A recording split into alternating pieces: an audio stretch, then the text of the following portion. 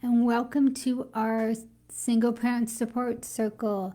So, I hope you guys are practicing your balance from last week's message. I know that I could have used some balance about a half hour ago.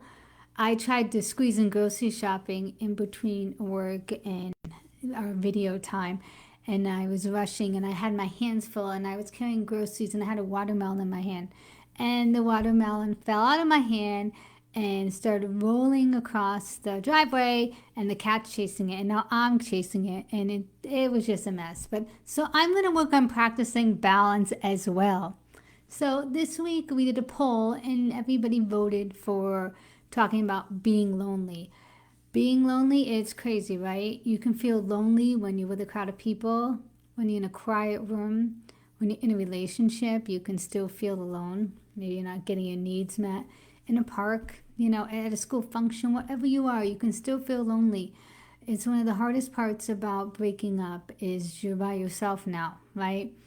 And whether you thought that person was the love of your life or if they were toxic, crazy, whatever, sometimes you're still like, I'm missing that other human being to share life with, to share your day, or to pick up the phone. There's still times when you're going to grieve that person of not being there.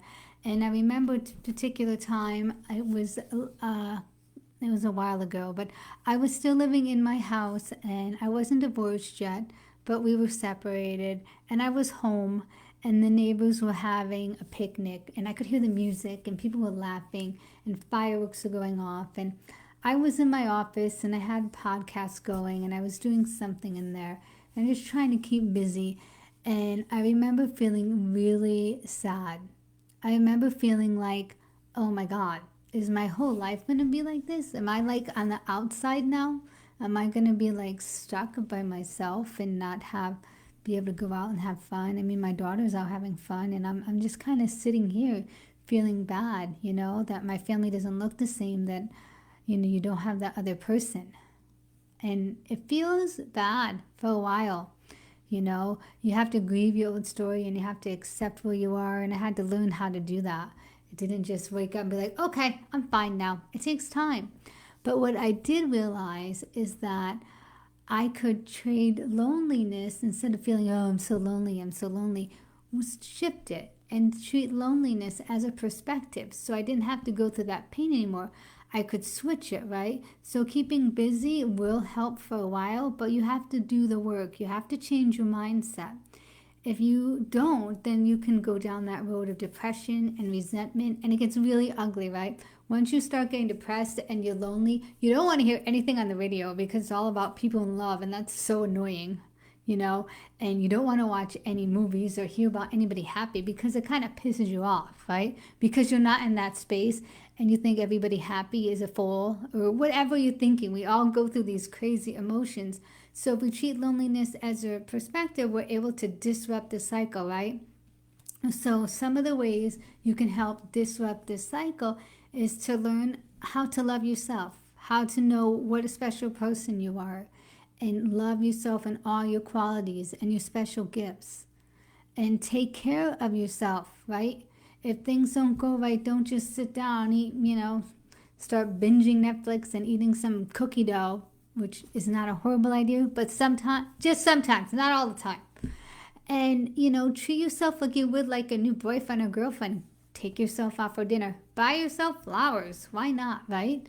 And if you keep exchanging loneliness for other mindsets, then you won't feel so lonely. You can change it with gratitude. You can be like, you know what? I'm home on Saturday night and maybe I'm feeling a little lost because I'm used to doing something with my family on Saturday night and now I don't do it anymore. But at least I'm not waiting for, my drunk ex to call me that he needs a ride. Or maybe you're not wondering where they are or if they're coming home. So there is an upside to this, right? So you have to keep going to the upside, and that's something too. Now that you're by yourself, you can watch whatever you want, right? And I want you to learn how to, just connect with other people, not always looking for it to be your potential partner. Just learn to connect with other people and be comfortable doing that. Just keep disrupting the cycle, I'm alone, but I'm not lonely, right? So you can be alone and not lonely. Do not, so I took some notes for you guys, do not start serial dating, trying to fill that void. Trying to find Mr. or Mrs. Right when you were lonely leads you to what? The same crappy relationship you might have just got out of, right? Or a bad relationship. You're not going to find that person until you're ready. Or you're not going to find the quality of person that you're looking for. So don't serial date. Take care of yourself. Date yourself. Take care of you.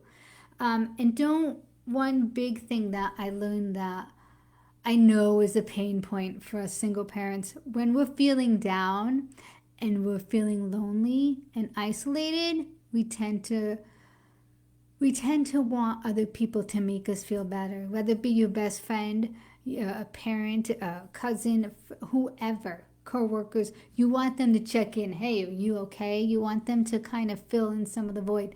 Don't do that. We're putting a lot of pressure on them. You have to be able to fill that void yourself. If you can't fill the void yourself, then you just have to keep working on you, right? Because otherwise, you're just going to be stuck and keep wanting all this stuff from other people, and it's not going to make you happy. It'll be, oh yeah, I got invited to, Sam's party, awesome, but next week I have nothing to do, nobody likes me. You go back into almost like that 5th grade lunch table where you're sitting by yourself. We don't want to go there emotionally. We don't want to live in scarcity, right? We want to live in a place where we can change right? We have the right to change our life. We can change whatever we want. We just have to get the right mindset. So when you get, stuck in that sense of separation and you feel like you start numbing, you could be drinking, you could be binge watching TV, you could be doing whatever, texting your ex, whatever you're doing. Just notice, this is a trigger. I'm going to stop, right? I am alone. I am not lonely. So maybe you could repeat that. I am alone. I'm not lonely. I'm worthy and I'm going to be happy. I just have to work on this. And I found some really cool differences between loneliness and being okay, let's try again. I found some really cool differences about loneliness versus being alone. I'm going to read them to you. Loneliness is the isolation that comes with an expectation that is not met. The feelings are not returned. So that feels like crap, right? You expect something from somebody, it doesn't happen, and then you push it on you. But being alone is a sense of freedom, and you're not in isolation. Loneliness is crying without being seen. Being alone is being so consumed with oneself that you laugh and smile for no reason, right? You can enjoy just being with you. Loneliness is emotional sense of abandonment. And how does that feel? Horrible, right? So if we switch it, loneliness is a sense of feeling abandoned. Being alone is a sense of physical and mental freedom. You want to do something right now? You can go get up and do it. Because you're able to. Because you're alone. But you're not lonely. Loneliness makes you want to find distractions to free yourself. But being alone allows you to follow your heart. That sounds like a lot more fun. Loneliness stems from blaming oneself. Being alone comes from loving oneself. Loneliness comes with a feeling of disconnection. Being alone makes you connect with yourself. Loneliness is the riot in your brain that nobody can hear. We all know those voices, those horrible things that we just need to knock off our shoulder because it's ridiculous, but we still hear them. Being alone is the quiet everybody can feel. So you're at peace, you're quiet, you're feeling good. You show up by yourself to a party and you're fine with it because you're alone, but you're confident and you're happy enough that you're going to have a good time. Loneliness is depending on somebody else for your happiness. We already know this is a big no-no. Being alone is finding your own happiness. So I hope you guys work today on switching your mindset from being lonely to being alone and being comfortable with that. If you're not comfortable with being alone, then keep working on you. It will get better, There is a light at the end of the tunnel. You're worth it and you deserve to have a good life. You don't want to spend your time in scarcity, waiting for someone else to save you. Maybe that's the wrong word. Waiting for an outside source to make you feel good. Because you can do it all from in here. It's not easy, but it is possible. Trust me on this. So I hope you guys enjoyed this session of our single parent support circle. And if you have any questions or comments, put them below.